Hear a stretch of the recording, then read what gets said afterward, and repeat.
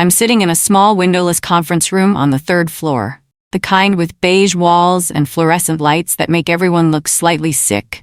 And Dana from HR is sliding a termination packet across the fake wood table toward me with the calm confidence of someone who thinks this conversation is already over. She says, voice smooth and professional, "The decision is final, Lydia." And my manager Caleb sits beside her, staring at a spot on the wall somewhere over my left shoulder, refusing to make eye contact like a coward who knows what he's done but won't own it. They're accusing me of performance issues I've never heard about before today, citing concerns that were never mentioned in any review or email or conversation during my nearly 17 years at this company. And through the small window in the door, I can see a security guard waiting in the hallway, like I'm some kind of threat, like I might flip the table or start screaming or refuse to leave quietly. I don't beg. Don't let my voice shake, even though my hands are trembling in my lap where they can't see. Don't give them the satisfaction of watching me fall apart. Instead, I look directly at Dana, past her rehearsed sympathy and corporate script, and ask quietly, "Can you repeat that on the record?" She blinks once, surprised but not concerned, and says, "Of course," because she thinks I have no power here. Thinks I'm just a tired middle-aged woman who'll sign whatever they put in front of me and disappear without causing problems, and she has no idea what's about to happen. My name is Lydia Chen. Wait, no, my name is Lydia Foster, 49 years old, and I've worked at Westbrook Solutions for 16 years and 11 months, almost 17 full years of my life, given to a company I genuinely believed valued loyalty and competence over politics and convenience. I trained half the operations department, taught new hires systems they still use today, fixed disasters that would have cost the company hundreds of thousands in lost contracts if I hadn't worked weekends and late nights to solve them. Problems that somehow never made it into my performance reviews, because success is expected, but failure is documented. I'm not a troublemaker. Never filed a complaint or caused drama or made myself difficult to work with. I just did my job exceptionally well and assumed that would be enough. But clearly I was wrong about a lot of things. I'm a single grandmother raising my 14-year-old grandson, Austin, after my daughter went through some hard years with addiction and couldn't provide stability. So I'm all he has, which means I can't afford a surprise firing emotionally or financially because our whole life runs on the income and benefits this job provides. The worst part isn't the accusation or even the termination itself, it's the betrayal. The realization that people I trusted and helped and worked alongside for years were planning this behind my back while smiling to my face, and that kind of betrayal leaves marks that don't heal quickly.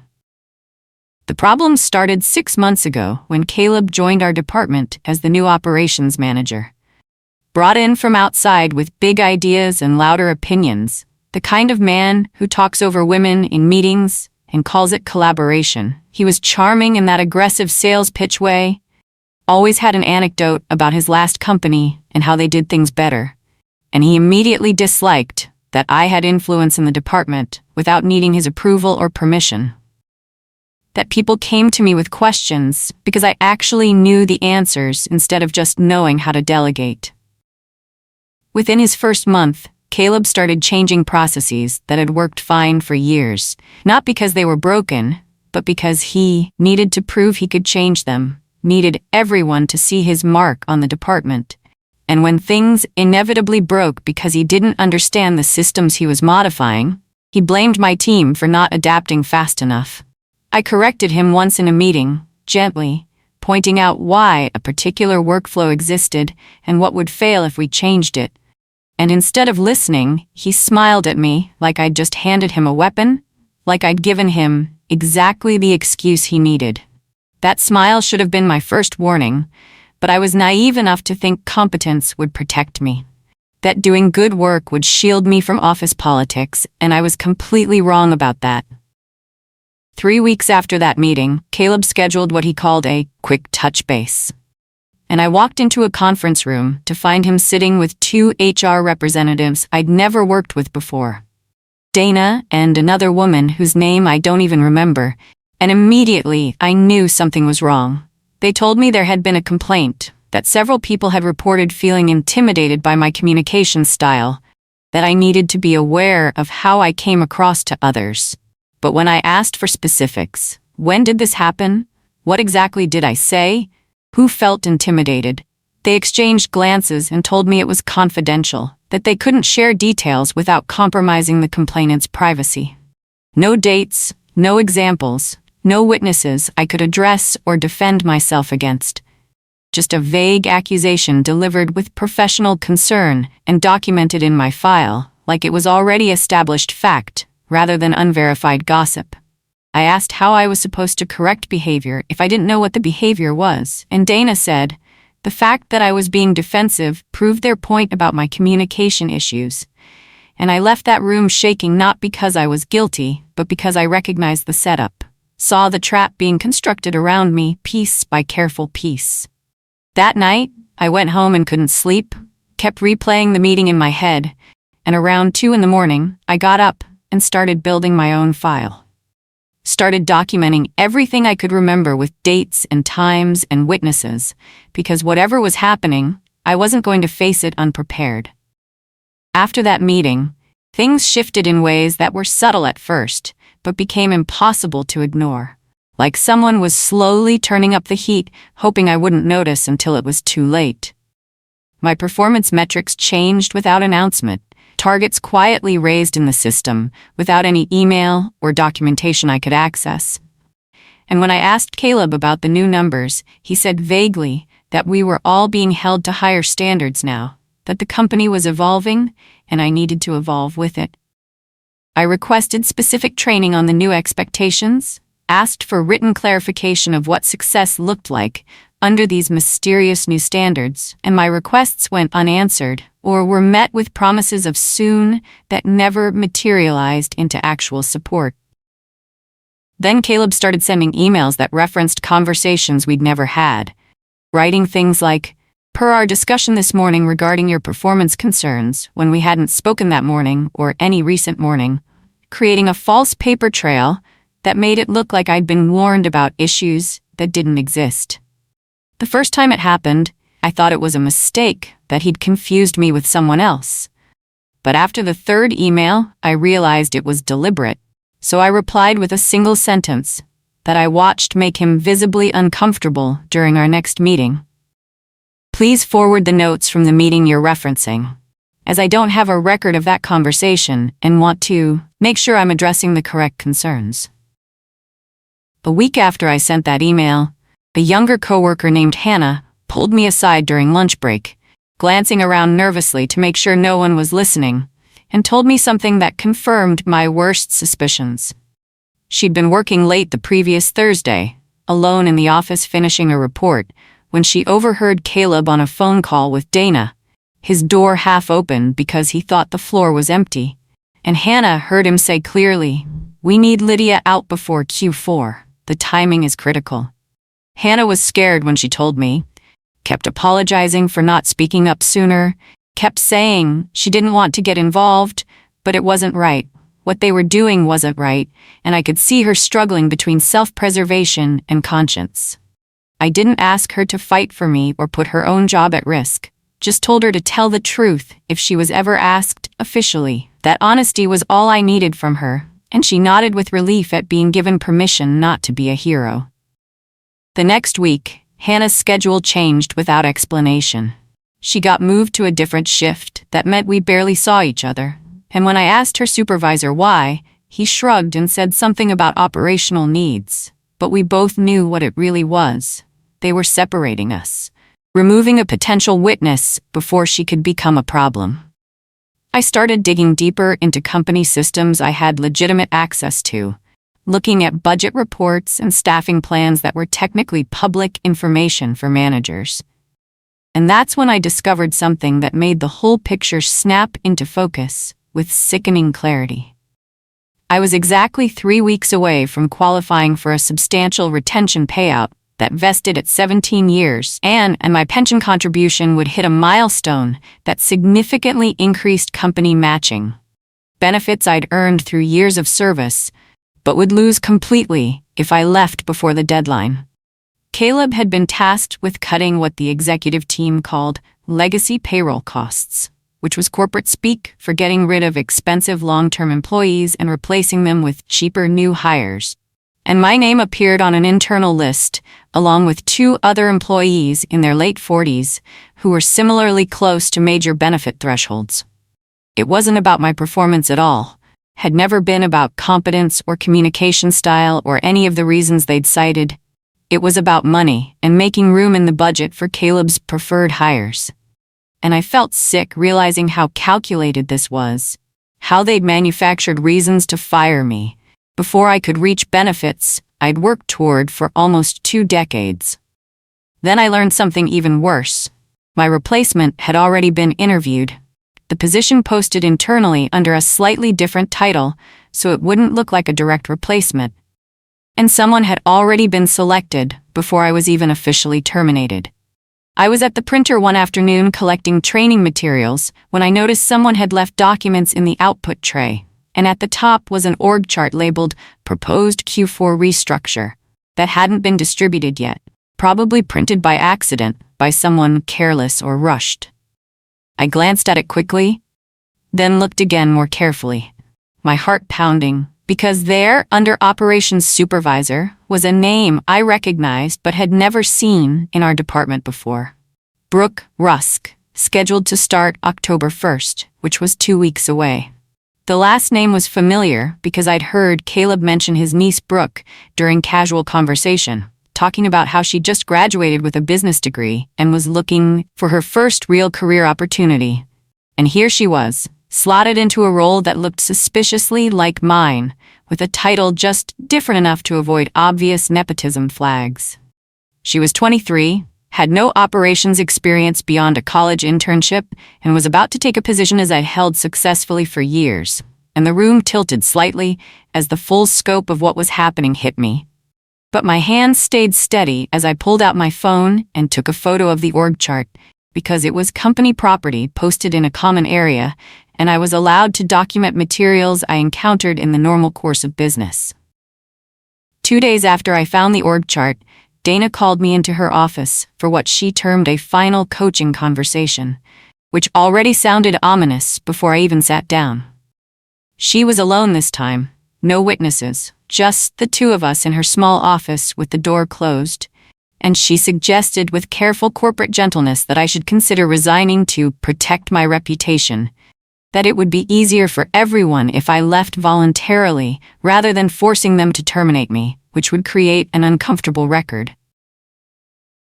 When I refused, when I said I'd done nothing wrong and wasn't going to quit to make their job easier, Dana leaned forward across her desk, her voice dropping into a tone that was almost confidential, almost friendly, and said, "Lydia, if this goes formal, it won't go your way. We have documentation and testimony, and you'll walk away with nothing except a termination on your record." Her certainty was chilling, the absolute confidence that she'd done this before and knew exactly how it would end, and I realized she probably had, that I was likely not the first long-term employee pushed out before benefits vested, just another name in a pattern I hadn't known to look for. I met her eyes and asked a simple question. "Did you investigate my side of any of these complaints?" And Dana hesitated just slightly before saying, "We had enough information to proceed." Which was not an answer but was exactly the admission I needed. What Dana didn't know, what neither she nor Caleb had bothered to check, was that I'd been at Westbrook long enough to have survived the last major HR crisis, the one about 8 years ago when we nearly lost a major lawsuit over improper termination procedures. And during the cleanup, I'd been pulled into a task force that helped rewrite parts of our HR policy to prevent future liability. I knew those policies better than Dana thought, knew what the company was required to do before terminating a long-term employee, knew what documentation was mandatory and what process had to be followed. So I went home that night and drafted a formal written request that cited specific policy sections and asked for copies of the allegations against me, the dates they occurred, the evidence collected, my complete performance history, including all reviews and metrics, and a detailed explanation of the process used to investigate the complaints. I submitted it through the official HR portal, where it couldn't be ignored or lost, creating a timestamp and a paper trail, and then I waited. Days passed, then a week, then 2 weeks, and my request went unanswered, which was itself a violation of policy that required responses within 10 business days. But their silence was becoming my leverage, proof that they either didn't have documentation to support their claims or weren't following their own procedures. And either way, it was ammunition I could use. 3 weeks after I submitted my formal request, something unexpected happened that changed the trajectory of everything. Marta, the executive assistant to the senior VP of operations, quietly slipped me a calendar printout when no one was looking, folding it quickly into my hand as we passed in the hallway and whispering, "You didn't get this from me." I waited until I was alone in my car to look at it, and what I saw made my blood run cold and hot at the same time, because the calendar showed meeting invitations between Dana and Caleb, private sessions scheduled in conference rooms, and the dates were from before any complaint had supposedly been filed against me. The first meeting occurring a full week before the ambush session where they'd told me about intimidation concerns. That meant the complaint wasn't the reason for their meetings. The complaint was the excuse they'd manufactured after they'd already decided to push me out. And everything that followed, the vague accusations, the changed metrics, the unanswered requests, was just theater to justify a decision they'd made before gathering any evidence or following any proper process. I sat in that car holding the calendar printout and understood with absolute clarity that I wasn't fighting poor management or a personality conflict. I was fighting deliberate retaliation for reasons that had nothing to do with my actual performance and everything to do with budget cuts and nepotism, and knowing that somehow made it easier because at least now I understood what I was really facing. The isolation campaign began in earnest after that, subtle at first but increasingly obvious, like they were testing how much they could erase me before I noticed or fought back. I was removed from meetings I'd organized and run for 3 years, suddenly uninvited, with no explanation, except that Caleb was streamlining communication, and my team was instructed to route all questions and approvals through him instead of me, effectively cutting me out of my own job while I was still technically employed. Rumors started circulating, whispered conversations that would stop when I walked into the break room, and I heard through a friend in another department that people were saying I was under review for unspecified issues, the kind of vague corporate gossip that damages reputations without giving you anything concrete to defend against. Coworkers I'd worked with for years started pulling away, avoiding eye contact in hallways, declining lunch invitations, scared to be associated with someone who was clearly being pushed out because association might make them the next target. I went home after a particularly brutal day of being invisible in my own workplace and sat in my car in the garage and cried. Not from weakness, but from betrayal. From the accumulated weight of being systematically dismantled by people who smiled while they did it. And Austin found me there 20 minutes later and asked if I was okay, and I lied and said I was fine, just a hard day, because he didn't need to carry my burdens. That night, after he went to bed, I did the calmest and most strategic thing I'd ever done. I started making calls. I contacted an employment attorney named Patricia Hoffman for a consultation, not because I wanted to sue immediately or make threats or go nuclear, but because I needed to understand my rights and what the company's obligations actually were versus what they were telling me. Patricia listened to my story for 45 minutes, asked pointed questions about documentation and timelines, and then told me something that confirmed what I'd already suspected. "Lydia, you're being managed out. This is a textbook constructive dismissal case, and your best weapon isn't anger or accusations, it's documentation and holding them to their own process." She explained that companies rely on employees not knowing the rules, not understanding that HR exists to protect the company from liability rather than to protect employees from unfair treatment, and that my advantage was knowing the policies and having started documentation before they expected me to fight back. I told her about the calendar printout, about the org chart with Caleb's niece, about the unanswered formal request, and the complaints without specifics. And Patricia actually smiled and said, "You've been building a case without realizing it. Keep doing exactly what you're doing, and don't sign anything without having me review it first." When I left her office, I felt something I hadn't felt in months. Not hope exactly, but clarity. The steady certainty that I wasn't crazy or incompetent, or the problem they kept telling me I was. And that feeling was worth every dollar the consultation cost. The final meeting happened on a Thursday morning in late September, 3 days before I would have hit 17 years of service. And I walked into that same windowless conference room to find Dana and Caleb waiting with security visible through the door. And I knew before anyone spoke what was about to happen. Dana slid the termination packet across the table, explained that my employment was ending effective immediately, cited performance issues and failure to meet expectations, and I listened without reacting, while internally I was cataloging every word for accuracy and later reference. Caleb finally spoke, his voice attempting sympathy but landing somewhere near smugness. "Lydia, this is really what's best for everyone. You've had a good run, but it's time to move forward." And Dana added, "You have the right to appeal, of course, but I'll be honest, it won't change the decision. The documentation is complete." I looked down at the termination packet, flipped through the first few pages slowly, and noticed something that made my heart rate spike with the kind of detail-oriented focus that made me good at my job. They'd listed the wrong policy code for the type of termination they were claiming. Had cited a section that applied to misconduct rather than performance, which suggested they'd copied forms from a different case and failed to customize them properly. I looked up at Dana and said calmly, "Can you confirm the reason for my termination out loud for clarity?"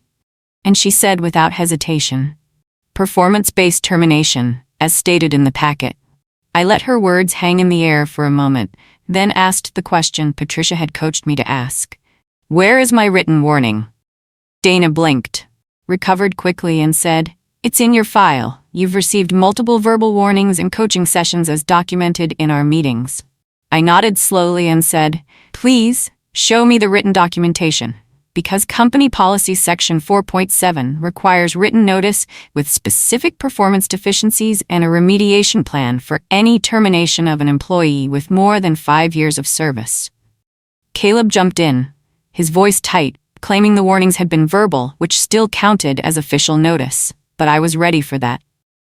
Policy requires written documentation for this level of action. Verbal warnings alone aren't sufficient for termination of a long-term employee, and I've never received any written performance improvement plan, despite requesting clarification multiple times. Dana's professional smile twitched, the first crack in her composed facade, and she said, "We followed our standard process, Lydia. This isn't open for debate." But her hands had started gathering papers more quickly than necessary, a nervous gesture that told me I'd hit something real. Caleb was staring at me now with undisguised hostility, like I was breaking unspoken rules, by defending myself, by not accepting their judgment quietly, and I realized he genuinely expected me to fold, to sign whatever they put in front of me and leave without making them work for it. I reached into my bag slowly, deliberately, and pulled out a folder I'd prepared the night before, placing it on the table between us with the same calm precision Dana had used with the termination packet.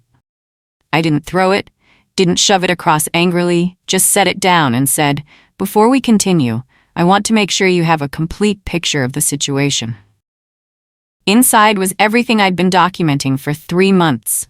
A timeline showing when my metrics had changed without notice, copies of my unanswered formal requests for documentation and clarification, the org chart photograph showing Brooke Rusk scheduled to start in a role suspiciously similar to mine, email exchanges where Caleb referenced conversations that never happened, and highlighted sections of the company's own HR policy showing which procedures hadn't been followed. Dana flipped through it too fast, her eyes skimming without really reading because she was trying to maintain control of the meeting, trying to pretend this was just noise that wouldn't matter, but her hands were shaking slightly when she held the pages, enough that I noticed even if she thought she was hiding it. Caleb leaned over to look, his face darkening as he saw the org chart, and he started to say something about this being confidential information, but I cut him off. It was posted in a common area, company property in a shared space. I'm allowed to document materials I encounter in the normal course of business. That's in the Employee Handbook, Section 12. Dana closed the folder and stood up, trying to regain authority through physical positioning, and said with forced finality, "We're done here, Lydia. The decision stands, and this meeting is over." Security shifted in the doorway, preparing to escort me out, and Caleb had that small, satisfied smirk on his face, like he was watching someone finally get what they deserved, like I was being put in my place after months of not knowing it. I stayed seated, looked directly at Dana, and said calmly, "Then I need you to sign that you received this documentation for my records." She refused, said she wasn't signing anything I brought in, that it wasn't part of the official process, and I nodded like I'd expected exactly that response. I picked up my phone from the table where I'd placed it at the beginning of the meeting, unlocked it with deliberate slowness, and said, "That's fine. Then we'll do this through your ethics hotline process instead. I'm sure they'll be interested in the nepotism concerns and the pattern of procedural violations." Dana's laugh was sharp and dismissive. "Go ahead, Lydia. File whatever complaints you want. It won't change anything." But her eyes were saying something different, were showing the first real flicker of concern. And I delivered the line that Patricia had suggested, the one that would shift everything. "I already did. Yesterday afternoon, case number E2847, the ethics review was triggered this morning." The color drained from Dana's face so fast I thought she might actually be sick, because she understood what I apparently hadn't, until Patricia explained it to me. Ethics complaints trigger automatic reviews that bypass normal HR channels, especially when they involve nepotism allegations and retaliation claims. And once triggered, they can't be quietly buried or dismissed without investigation. Caleb tried to talk over me, his voice rising, saying I was making false accusations and wasting company resources, and that none of this would matter because the termination was legitimate. But I stayed calm, kept my voice level and professional. "I'm not making accusations. I'm requesting a review of the process used to terminate a 17-year employee 3 days before a major benefit vesting. That's my right under company policy, and I'm appealing not the decision itself but the procedures that led to it." Dana's hands were flat on the table now, steadying herself, and she said, "This won't go anywhere, Lydia. We followed protocol." But the certainty was gone from her voice, replaced by something that sounded like she was trying to convince herself as much as me. I stood up finally, gathered my folder, and said, "Then the review should be simple and straightforward, nothing for you to worry about, and let the implication hang, that if they really had followed protocol, they had nothing to fear. But if they hadn't, the investigation would find it." 19. They escorted me out of the building with all the humiliating ceremony of a criminal being removed from the premises, a security guard walking beside me while I collected my personal items from my desk in a cardboard box they provided, and coworkers watched from doorways and cubicles like they were witnessing a funeral. Some sympathetic but too scared to speak. Others probably relieved it was me instead of them. I walked through that office where I'd spent nearly 17 years, past the bulletin board where my training certificate still hung, past the conference room where I'd presented cost-saving initiatives that had earned the company hundreds of thousands in efficiency gains. And I felt the weight of every year, every sacrifice, every time I'd chosen this job over easier options because I believed loyalty mattered. I sat in my car in the parking lot afterward, still holding the cardboard box, and almost broke. Almost let the grief and anger and exhaustion pull me under. But then my phone buzzed with an email notification, and I looked down to see a message from the company's ethics investigation office, requesting that I submit all documentation relevant to case E2847 within 5 business days. The investigation wasn't about me anymore, wasn't about whether I was competent or difficult or any of the things they'd tried to make it about. It was about Caleb and Dana, and whether they'd followed the rules they were supposed to enforce. And suddenly, I wasn't the one being examined. They were. Over the next 2 weeks, while I was technically on paid administrative leave pending the investigation, dominoes started falling in ways I could only piece together through fragments and secondhand information. Hannah was interviewed by the ethics investigator, and although she couldn't tell me details, she texted to say, "I told them everything I heard," and I knew what that meant. Marta was interviewed too, asked about the calendar meetings and whether she'd observed any irregular scheduling patterns, and other employees from the department were quietly pulled into conference rooms and asked about sudden metric changes, about the timing of my termination relative to benefit vesting dates, about whether they'd witnessed the specific incidents Caleb had cited in his documentation. The narrative was shifting in ways I could feel, but not quite see. Moving from Lydia is a problem employee being managed out to what exactly is happening in the operations department and who's responsible. And suddenly, people who'd been afraid to associate with me were whispering in break rooms about pattern, about the 2 other long-term employees who'd left under similar circumstances in the past year, about Caleb's rapid restructuring that seemed designed to replace experienced workers with cheaper alternatives. My phone rang on a Wednesday afternoon, 2 weeks after my escorted departure, Dana's name appearing on the screen. And when I answered, her tone was completely different from the confident authority of the termination meeting. Careful, almost deferential. Asking, "Lydia, would you be willing to meet to discuss potential resolution options?" The resolution meeting happened in a conference room at a hotel halfway between my house and the office, neutral territory that suggested Dana didn't want me back in the building where people might see us talking. She arrived with the company's legal counsel, a man named Wesley Parks, who specialized in employment disputes, and they offered severance. 3 months' salary if I signed a release, agreeing not to pursue legal action and not to discuss the circumstances of my departure with anyone. They presented it like they were doing me a favor, like this was generous compensation for someone who'd been terminated for performance issues, and Dana even said, "We think this is fair given everything, and it will help you transition to your next opportunity." I looked at the settlement agreement, read through the release language that would have me waiving every right to appeal or contest, and asked one simple question: does this include my retention bonus that vests at 17 years and my benefits bridge to cover the pension gap?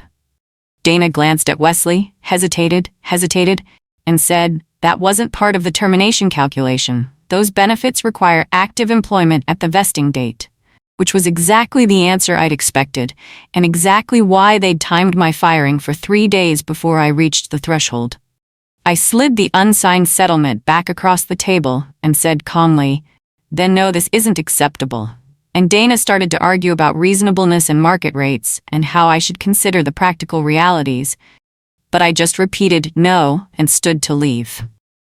3 days after I rejected the settlement, I received an email requesting a meeting with Paul Hartley, the senior VP of operations whose assistant Marta had given me the calendar printout, and I agreed, despite Patricia's warning that it might be another pressure tactic.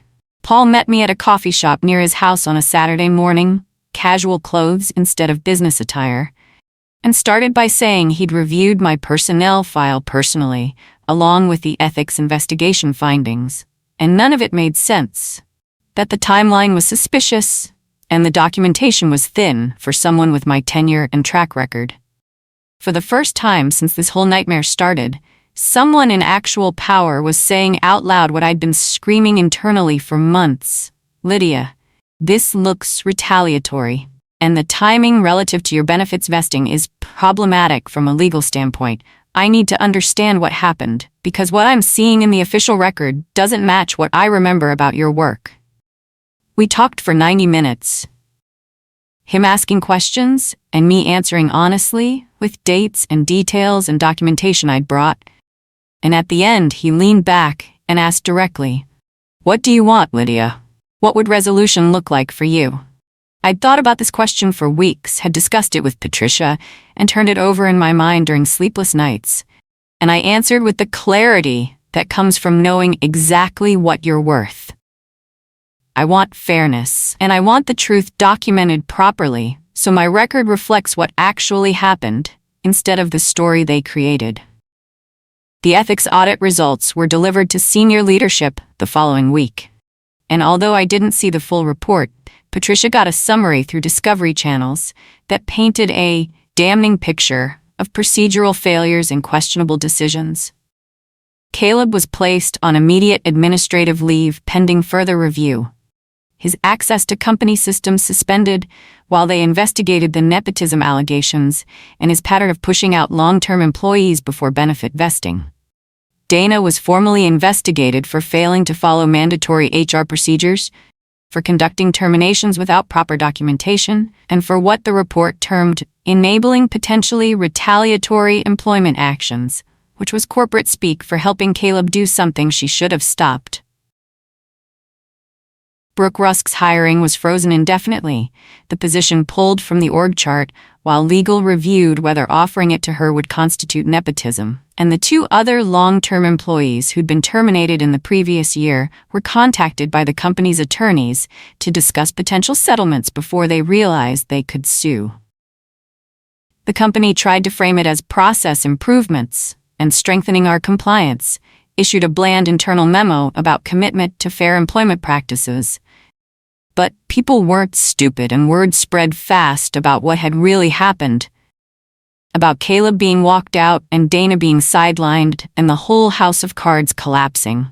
Then they offered me something I hadn't expected. Full reinstatement with back pay. My job returned to me like nothing had happened.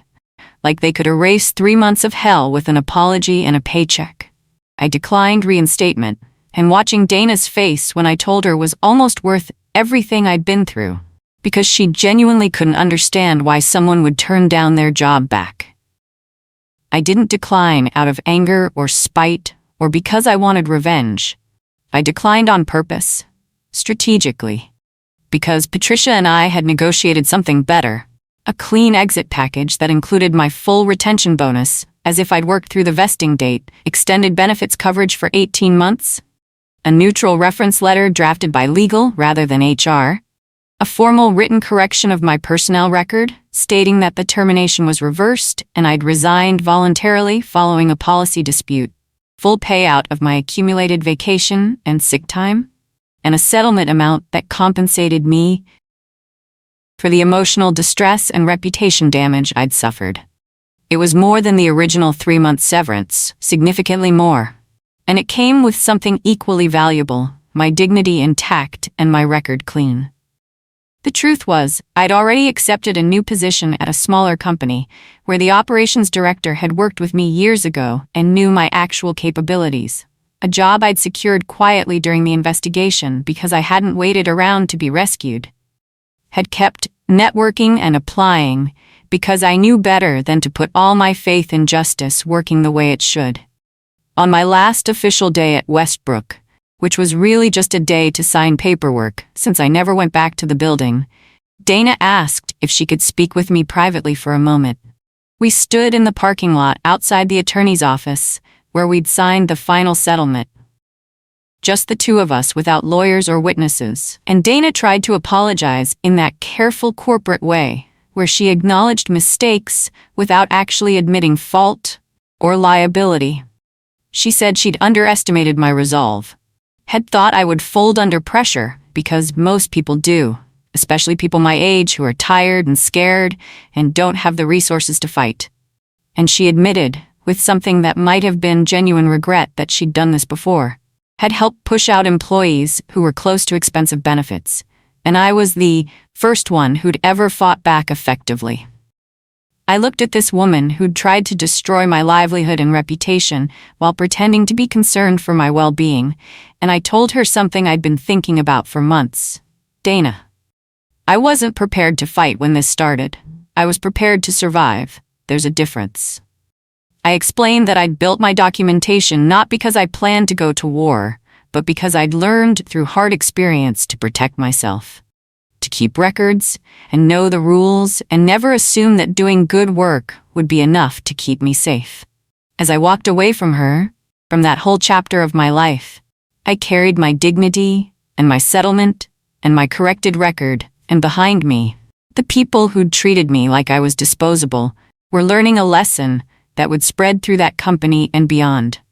That you can call a decision final, but you can't bury the truth when someone is prepared, when someone knows the rules and refuses to disappear quietly. And sometimes the person you think has no power is the one who's been gathering it all along.